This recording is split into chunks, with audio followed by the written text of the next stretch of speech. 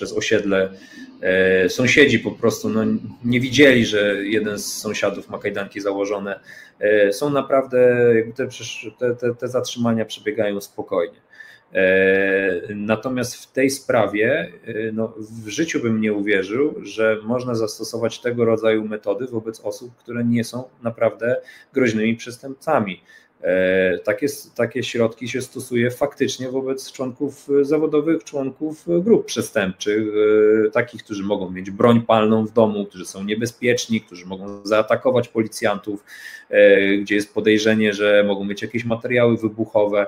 To tego rodzaju rzeczywiście akcje są uzasadniane. Tu chodzi też o bezpieczeństwo tych funkcjonariuszy, ale tutaj, jeżeli kilkanaście osób wchodzi do mieszkania urzędniczki byłej Ministerstwa Sprawiedliwości po to, żeby zatrzymać jedną osobę, to jest po prostu jakieś wielkie nieporozumienie.